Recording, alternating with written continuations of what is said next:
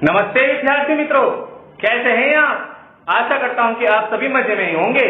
विद्यार्थी मित्रों, आज के इस वीडियो में हम कक्षा 7 के विज्ञान विषय के 17वें अध्याय वन हमारी जीवन रेखा के बारे में और अधिक जानकारी प्राप्त करने वाले हैं। तो आइए बिना किसी देरी के शुरू करते हैं। इसके पहले विद्यार्थी मित्रों, हमने पिछले वीडियो में जितना सीखा था उसका एक बार पुनरावर्तन कर लेते हैं। विद्यार्थी मित्रों, हमने पिछले वीडियो में देखा था कि जिस स्थान पर प्राकृतिक वनस्पति की अधिकता होती है, यानी प्राकृतिक वनस्पतियां अधिक मात्रा में अपने आप उग जाती हैं, उस क्षेत्र विशेष को वन या जंगल के नाम से जाना जाता है। हमारे पृथ्वी पर लगभग 30 से 31% जितना भाग जंगलों से ढका हुआ है। हमने यह भी जानकारी प्राप्त की थी कि हमारी वन अनेकों जंतुओं एवं पादपों के लिए आश्रय या आवास है। हमने यह भी देखा था कि किसी वृक्ष का शाखीय भाग तने से ऊपर उठ जाता है तो उसे शिखर कहा जाता है, और ऊंचे वृक्षों की शाखाएं कम ऊंचाई के वृक्षों के ऊपर छत की तरह दिखाई देती हैं, जिन्हें हम वितान या कैनोपी के नाम से जानते हैं। चलिए अब हम आज के वीडियो में कुछ नया जानने की कोशिश करते हैं। हम सबसे पहले एक क्रियाकलाप करेंगे, और इस क्रियाकलाप में हमें क्या करना है, तो पादपों से प्राप्त होने वाले उत्पादों के आधार पर हमें यह तालिका भरनी है, जिसमें हमें यह लिखना है कि हमें गोंद किन किन पादपों से प्राप्त होता है, लकड़ियां किन किन पादपों से प्राप्त होती है, औषधियां किन किन पादपों से प्राप्त होती है, और तेल किन किन पादपों से प्राप्त होता है। चलिए, मैंने यह क्रियाकलाप किया हुआ है तो हम उसके विषय में जानकारी प्राप्त करते हैं। हम सबसे पहले चर्चा करें गोंद की। तो विद्यार्थी मित्रों, हम या औषधि के रूप में उपयोगी जो गोंद है उसे हम बबूल के वृक्ष से प्राप्त करते हैं, नीम के वृक्ष से प्राप्त करते हैं तथा आम के वृक्ष से भी प्राप्त किया जाता है। यदि हम चर्चा करें किसी इमारती लकड़ियों के विषय में, तो यह हमें सागौन के वृक्ष में से प्राप्त होती है, शीशम के वृक्ष में से भी प्राप्त होती है तथा देवदार जैसे वृक्षों में से भी हम इसे। यदि हम चर्चा करें औषधियों की, तो हमारे औषधियों के रूप में बहुत सारी ऐसी वनस्पतियां हैं जो हमें जंगलों से प्राप्त होती है। जैसे कि हम औषधियों के रूप में अमलतास का उपयोग करते हैं, हम आंवले का भी उपयोग करते हैं, अर्जुन के वृक्ष का भी औषधि के रूप में उपयोग किया जाता है तथा अड़ूसा का भी औषधि के रूप में उपयोग किया जाता है। यह भी हमें जंगलों से प्राप्त होती है। चलिए अब हम चर्चा करते हैं जरूरी तेल की, कि हम तेल किन के वृक्षों में से प्राप्त।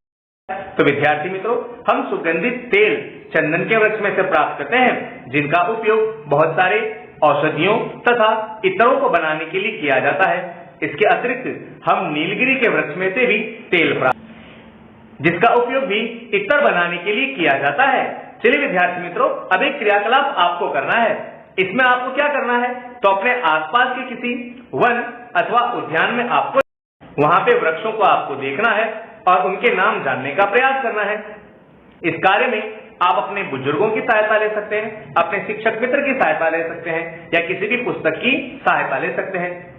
जिन वृक्षों को आप देखें, आपको उनकी विशेषताएं, जैसे कि उनकी लंबाई, उनकी पत्तियों का आकार, उनका शिखर का आकार, पुष्पों और फलों को सूचीबद्ध रूप से आपको तैयार करना है। कुछ वृक्षों के शिखरों के आपको चित्र भी बनाने हैं, जैसा कि आप यहाँ पर एक चित्र देख पा रहे हैं, जिसके कारण आप उन वृक्षों के प्रकारों को नोट कर पाएंगे। वृक्षों के शिखर की आकृति और आमाप परस्पर भिन्न हो सकते हैं। किसी एक ही वृक्ष की भी जो शिखर की ऊंचाई है वह कम या ज्यादा हो सकती है, और अलग अलग प्रकार के वृक्षों के शिखर की ऊंचाई हमें भिन्न भिन्न देखने को मिलती है। शिखर किसे कहते हैं उसके विषय में हमने पिछले वीडियो में अभ्यास किया था। इसी कारण किसी भी वन में विभिन्न ऊंचाइयों पर क्षितिज परतें बनती हैं, जिन्हें हम अधोतल के नाम से जानते हैं। विद्यार्थी मित्रों, यह जो परतें हैं यह 4 प्रकार की होती हैं। विद्यार्थी मित्रों, विशाल और ऊंचे वृक्ष शीर्ष की परत बनाते हैं, यानी सबसे ऊपर की परत बनाते हैं, जिसके नीचे छोटी मोटी झाड़ियां, ऊंची घास, इनकी परतें होती हैं, और सबसे नीचे के भाग में शाख जैसी वनस्पतियां पाई जाती हैं, जो कि सबसे नीचे वाली परत का निर्माण करती है। हम इस चित्र के अंदर देख सकते हैं, यह सबसे ऊपर वाली जो परत है वह शिखर है। उसके नीचे हमें अधोतल देखने को मिल रहा है। इस अधोतल के नीचे कई झाड़ियां और घास हो सकती हैं। जबकि सबसे नीचे हमें शाक देखने को। अब एक मन में प्रश्न उठना स्वाभाविक ही है कि क्या सभी वनों में वृक्ष समान प्रकार के होते हैं? तो चलिए अब हम इस प्रश्न का निवारण करते हैं। विद्यार्थी मित्रों, हमें एक ही प्रकार के जो वनस्पतियां हैं उनके पौधों में भी विविधता देखने को मिलती है। बिल्कुल उसी प्रकार जैसे आप आम खाते हैं तो हमें आम की बहुत सारी किस्में देखने को मिलती हैं। हमें दशहरी आम देखने को मिलते हैं, हमें अल्फेंजो आम देखने को मिलते हैं, हमें केसर केरी देखने को मिलती है। यह है तो आम की ही प्रजातियां, परंतु सभी अलग अलग प्रकार की हैं। इसी प्रकार विद्यार्थी मित्रों, जलवायु परिस्थितियों के कारण वृक्षों और अन्य प्रकार के पादपों की किस्मों में भी भिन्नता देखने को मिलती है। हमें अलग अलग प्रकार की किस्मों के पादप देखने को मिलते हैं और यही भिन्नता जंतुओं में भी देखने को मिलती है। जंतुओं के प्रकार भी विभिन्न वनों में भिन्न भिन्न हो सकते हैं।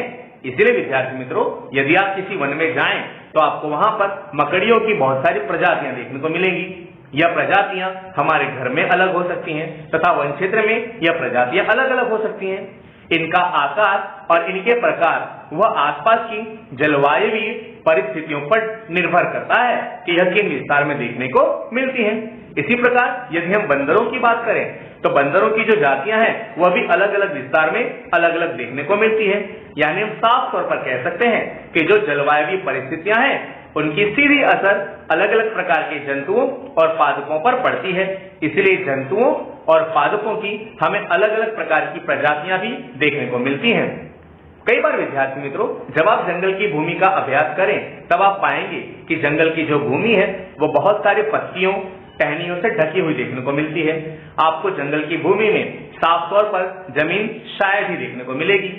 वन की भूमि की सतह गहरे रंग की दिखाई देती है तथा वह सूखी और क्षयमान पत्तियों, फलों, बीजों और टहनियों तथा छोटे सांपों से ढकी हुई देखने। इसी कारण जंगल में हमें जमीन नहीं दिखाई पड़ती है। आप इस चित्र में देख पा रहे हैं कि किसी जंगल की जमीन पर बहुत सारी पत्तियां देख, पेड़ से गिरने वाली पत्तियां जमीन पर पड़ती हैं। धीरे धीरे यह क्षय होना शुरू होती हैं, इनके रंग में परिवर्तन होना शुरू होता है और कुछ समय बाद यह बिल्कुल क्षयमान हो जाती है, जो कि अंत में एक उर्वरक के रूप में भी काम करती हैं। और इसी के कारण जो जंगल की भूमि है वह गहरे रंग की देखने को मिलती है और इन्हीं के कारण जंगल की भूमि काफी स्पंजी होती है। जब कभी भी आप किसी जंगल की भूमि पर चल रहे हो तो आपको ऐसा एहसास होगा कि आपके नीचे की जो जमीन है वह काफी सॉफ्ट है।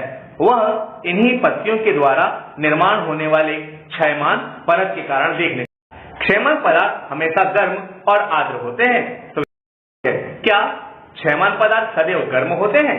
तो चलिए इस प्रश्न का उत्तर प्राप्त करने के लिए हम एक क्रियाकलाप करते हैं।